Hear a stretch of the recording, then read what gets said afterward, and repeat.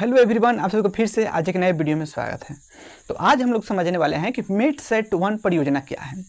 पिछले कुछ दिनों से हम लोग समझते आ रहे हैं कि अब तक अंतरिक्ष में जो भी प्रक्रियाएं हो रही थी या जो भी हम लोग कृत्रिम उपग्रह को प्रक्षेपित कर रहे थे, उस सभी चीज़ के बारे में हम लोग काफ़ी बारीकी से अध्ययन करते आ रहे थे। उसी दौरान हमने सोचा कि आज एक मीटसैट-1 जो परियोजना है, ये भी काफ़ी महत्वपूर्ण है। इसको भी हम काफ़ी कम समय में और काफ़ी आसानी से समझाने और समझने का प्रयास करेंगे हम लोग। देखिए, मीटसैट परियोजना कहें कि 2002 से पहले हमारे देश के लोगों को या हमारे देश के वैज्ञानिक को ये चीज़ें काफ़ी परेशानी होती थी कि मौसम की किस तरह की स्थिति है। जैसे हम कहें कि कहाँ पे बादल है, कहाँ पे बारिश आने वाली है, कहाँ पे चक्रवात आने वाली है, कहाँ पे आंधी आने वाली है, यानी मौसम से संबंधित जो भी जानकारी है उस सभी को पता करना काफ़ी मुश्किल होता था। तो हमारे इसरो के जो मेन अध्यक्ष हैं, इन्होंने क्या किया था कि एक कृत्रिम उपग्रह को बनाया था। यानी हम कहें कि मीटसैट-1 जो हम लोग उपग्रह देखते हैं, यही कहें कि 12 सितंबर 2002 को इसरो द्वारा प्रक्षेपित किया जाता है। जो क्या करता है कि जो इसलिए हम लोग प्रक्षेपित किए कि यह क्या करेगा, मौसम से संबंधित जानकारी हमको पहले ही बताने में सक्षम होगा। और यह मिशन कहें कि सफल भी रहा। तो इससे संबंधित जो भी जानकारियाँ हैं, जैसे कि इस उपग्रह को यानी मीटसैट-1 जो उपग्रह था, इसको हम लोग PSLV-C4 यानी C4 से हम लोग प्रक्षेपित किए थे। PSLV क्या है? तो यह एक यान है, यह एक हल्के सैटेलाइट को ले जाने में सक्षम है PSLV। तो PSLV से हम लोग यही मीटसैट-1 को प्रक्षेपित किए थे। और यह हम कहें कि सफलतापूर्वक जो हमारे पृथ्वी से लोग 36,000 किलोमीटर जो ऊंचाई है, जहां पर हम लोग भू स्थिर उपग्रह को स्थापित करते हैं, वहां पर स्थापित करने में सफल भी हुआ। हम लोग एक खास जगह खोजे हैं जो कि पृथ्वी के केंद्र से 36,000 किलोमीटर ऊपर जाते हैं। तो वहाँ पे पृथ्वी और जो वहाँ पे उपग्रह हम लोग स्थापित करते हैं, वो दोनों का गति समान होता है, जिससे क्या होता है कि दोनों एक दूसरे के प्रति स्थिर प्रतीत पड़ता है, जिससे क्या होता है कि वो हमेशा पृथ्वी के समान दिखाई प्रतीत होता है।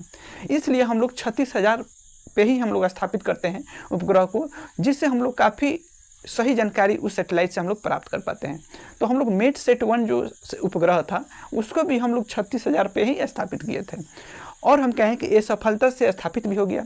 इसका वजन कहें कि जो मीटसैट-1 था, इसमें 1060 किलोग्राम था इसका वजन, यानी 160 केजी का था मीटसैट-1।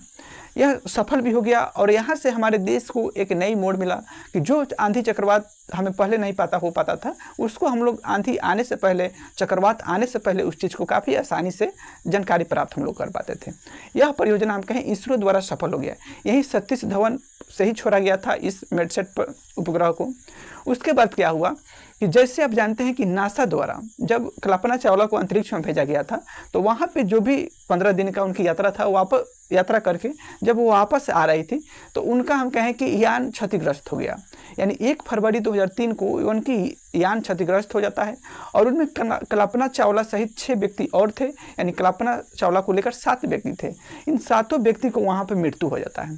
तो जब 1 फरवरी 2003 को जब इनकी मृत्यु हो जाता है, तो उस समय हमारे देश के प्रधानमंत्री थे अटल बिहारी वाजपेयी, जिन्होंने क्या किया कि उन्होंने सोचा कि आखिर हमारे भारत मुल्क के ही ये लेडीज थी, यानी भारत मुल्क ही थी। तो भारत मुल्क भी हम कहें तो जो व्यक्ति का भारत में जन्म हुआ और किसी दूसरे देश में चली गई, तो उसको हम लोग कहते हैं कि ये हमारे भारत मुल्क के व्यक्ति हैं।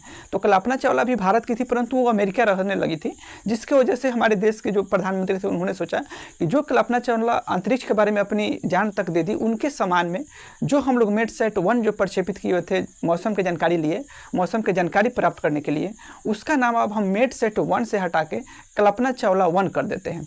और उन्हीं के समान में हम कहें कि 5 फरवरी 2003 को जो मीटसैट-1 उपग्रह था, उसका नाम चेंज करके वहाँ से उनको कल्पना 1 किया गया।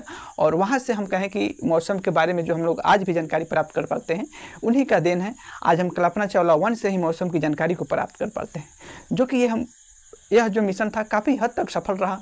और इसमें हमारे इसरो के वैज्ञानिकों को बहुत हद तक इनका योगदान हम कहें कि इसमें था, जिससे यह मिशन सफल रहा।